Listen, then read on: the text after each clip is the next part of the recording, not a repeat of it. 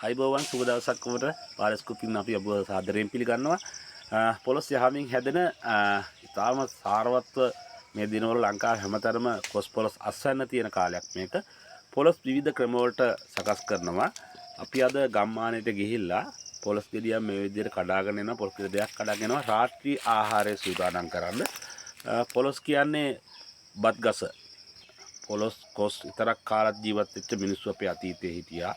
ශක්තිය ඒ වගේම ලේ වඩනවා කාබෝහයිඩ්‍රේට් යහමින් තියෙනවා විශාල පෝෂක පදාර්ථ ගණනාවකින් අණු නැහැ පොළොස් කියන්නේ පොළොස් ඇබුල හදනවා පොළොස් මැල්ලුම හදනවා කොස් කූරු ගානවා කොස් තම්බනවා අටුකොස් හදනවා ඊට අමතරව වෙනත් සුවිශේෂී රසයක් තියෙන හරිම ප්‍රියජනක රසයක් තියෙන ඔබට නිතරම හදලා කන්න ආස හිතෙන රසයක් තියෙන ව්‍යංජනයක් අපි හදනවා අද පොළොස් වලින් කාමනා ටික පොළොස් ඒ වගේම පොල් තෙල් ලුණු බඩපු 3-5 කහ කුඩු ගන්නවා ඊට අමතරව කරල් මිරිස් ගන්නවා වියලි උම්බල කඩ ගන්නවා නයි කොච්චි ගන්නවා අපි මේකට අද ඒ වගේම කුරුඳු පොතු සහ තලාගත්ත සුදු ලුණු සහ කපාගත්ත ලොකු ලුණු සහ රම්පේ කරපුංච තක්කාලි ඊට අමතරව අපි ගන්නවා මේකට පොල් කිරි උකු කිරි සහ මිටි කිරි දෙකම කවලමේ මිලිග්‍රෑම් 100ක් මිලිලිටර් 100ක් විතර අපි ගන්නවා මේකට සූදානම් අපි අද අලුත්ම රසයක් ගෙන එන වෙනස්ම විදිහේ පොළොස් ටෙම්පරාදු ඔබට හදලට කියලා දෙන්න. මේක ඉතාමත් රසවත් ආහාරයක්. හැමදාම පොළොස් ලැබුලා කාලා එපා වෙලා නැත්නම් පොළොස් මැල්ලුම් කාලා එපා වෙලා මේ මතලා බලන්න මුදුම රසයක් තියෙන්නේ. හරිම ආසාවෙන් කන්න පුළුවන්. ඔබේ ව්‍යාපාරයට වෙළඳසැලට අවන්හලට අලුත්ම විදිහේ ආහාරමය අත්දැකීමක් පාරිභෝගිකයන් ගන්න සකස් කරලා තියන්න පුළුවන් මේ විදිහට. පොළොස් ගෙඩිය කපාන අපි අලුත් පොළොස් ගෙඩිය හවස කඩාගෙන ආවේ කිරි අයින් කර ගන්නවා මේ විදිහට කිරි අයින් කළා අපි මේක කපා ගන්නවා කපාගෙන මේ කහපව නැවත දෙකට කපා ගන්නවා අපි මේක තාම ගන්න පුළුවන් වෙන්න පහුගිය තුන්කල මැල්ලුම් වීඩියෝ එකේ ප්‍රශ්නයක් අහලා තිබ්බා ඊට කලින් ප්‍රශ්නයක් අහලා තිබ්බා පැණිතෝර සහ ඇත්තෝර කියන්නේ දෙකම එකක්ද කියලා අහලා තිබ්බා ඇත්තෝර කාපුවම ලූස් මොෂන් එහෙම නැත්නම් බඩ බුරුලට යනවාද කියලා අහලා තිබ්බා. පැණිතෝර ඇත්තෝර කියන්නේ දෙකක්. ඇත්තෝර කියන්නේ ශාකය ටිකක් විශාලයි. ඒ වගේම දේශීය ආයුර්වේද ප්‍රතිකාරවල සමේ රෝග ඇතුළු දේශීය ආයුර්වේද ප්‍රතිකාරවල ගන්න ශාකයක් තමයි ඇත්තෝර කියන්නේ. සාමාන්‍ය මැල්ලුම් කන්නේ නැහැ. මේ පැණිතෝර කියන්නේ ඊට වඩා හාස්පස්ම වෙනස් පොඩි ශාකයක් එක හැමතැනම වගා වෙනවා ඉබේ හැදෙනවා. විශාල පෝෂක ගණනාවක් සහ විශාල වශයෙන් සෞඛ්‍ය වාසි ගොඩක් තියෙන ශාකයක් තමයි පැණිතෝර කියන්නේ. වීඩියෝ එකේ බලන්න ඒක අපි විස්තර කරලා තියෙන එක සෞඛ්‍ය වාසි මොනවද කියලා. ඊට අමතරව අහලා තිබ්බා පෙතිතෝර සහ පැණිතෝර කියන්නේ දෙකක්ද කියලා. ඔව් දෙකක්. පෙතිතෝර කියන්නේ මැල්ලුමට ගන්නවා. නමුත් පොඩි කරපුවාම කොලේ පොඩි ගඳක් එනවා. ඒ නිසා මේ අපි ඒක වැඩිපුර ආහාරයට ගන්නව අඩුයි. නමුත් ගොඩක් සෞඛ්‍ය වාසි තියෙන විශේෂයෙන්ම ආමාශයගත පණු රෝග වලට හොඳ ඖෂධයක්. අපි පොළොස් ටික තැම්බෙන්න පේතියා ගත්ත කපලා අනිත් අවශ්‍ය කර්මනා ටික මේ විදිහට සකස් කර ගන්නවා රාත්‍රී ආහාරය අපි මේ සකස් කරන්නේ පාදස්කුපින් පැලේ ඉඳලා තක්කාලි ටික ඊට අමතරව ලුණු ටෙම්පරාදුර අවශ්‍ය ටික තමයි අපි මේ විදිහට කර්මනා ටික මේ සකස් කරගන්නේ විශේෂයෙන්ම කියන්න ඕනේ පහුගිය ගෙන ආපු වීඩියෝ වල පැණිතෝර මැල්ලුම ඒ වගේම තුන්කල මැල්ලුම ඒ වගේම ඇඹුල් జాති අපි ගොඩක් ගෙනාවා ඒ අතර විශේෂයෙන්ම තැල්කොළ ඇඹුල වගේ වීඩියෝ වල සෞඛ්‍ය වාසි තමයි ගොඩක් තියෙන්නේ. හොඳ ඒ වගේම ග්‍රාමීය ආහාර හොඳ අතීතයේ දන සකස් කරපුවා රජවරු කාලේ සකස් කරපුවා.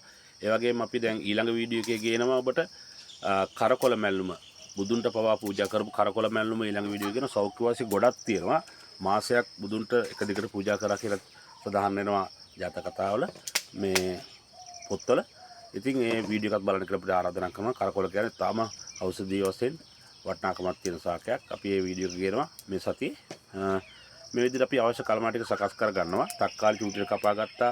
නයි කොච්චි ටික චූටියට හීනෙට කපා ගත්තා. ඒ වගේ රම්පේ කාර්බන්චාස් ටික සකස් කරගත්තා. මේ විදිහට වියලි මිරිස් කරල් ටික කපලා හදාගන්න. මේක තමයි ටෙම්පරාදුර ගන්න අපි උඹල කඩත් එක්ක. උඹල කඩයි නයි කොච්චි දාලා මේක ටෙම්පරාදු කරලා තැම්බුණා තෙලේ තැම්බුණාට පස්සේ පොල් ගෙඩියක් දාලා ගත්තාම පුදුම රසයක් තියෙන්නේ. තැම්බෙනවා පොළොස් ටික රාමලිපේ. ඉතාමත් ඝන අඳුරක් අපට පරිසරයේ තියෙන්නේ. අපි සාකස් කර ගන්නවා සීසනින් එක. මික්ෂරය අපි සකස් කර ගන්නවා. බෙදපු තුණු පහ මේස හැන්දක්, ලුණු මේස හැන්දක් එකතු කරනවා අපි. ඒ වගේම අවශ්‍ය ප්‍රමාණයට ලුණු වෙනස් කර ගන්න පුළුවන්. ඒකට අපි තව එකතු කරනවා කහ කුඩු මේස හැන්දක් විතර එකතු කරනවා. එකතු කරලා පොල් කිරි එක දාලා මේකට අපි මේක කවලම් කරලා මිශ්‍රණය හදලා තියා ගන්නවා අපි. ටෙම්පරාදුවෙන් පස්සේ පොලොස් එකට එකතු කරන්න. පොලොස් ටෙම්පරාදු කියලා තමයි අපි මේකට කියන්නේ. ඉතාලම හොඳ රසයක් තියෙනවා. ඉතාලම ගුණදායකයි. ඊට අමතරව අපි පහුගිය කාලේ වකවානුවේ ගෙනාව වීඩියෝ ගත්තාම ඔක්කොම සෞඛ්‍ය වාසි තියෙන්නේ. ඒ වීඩියෝත් එක්ක ඔබට පල්ලෙහාට ගිහිල්ලා අපිට බලන්න පුළුවන්. දේශීය ආහාර රටාව කොහොමද අපේ තිබ්බේ කියලා.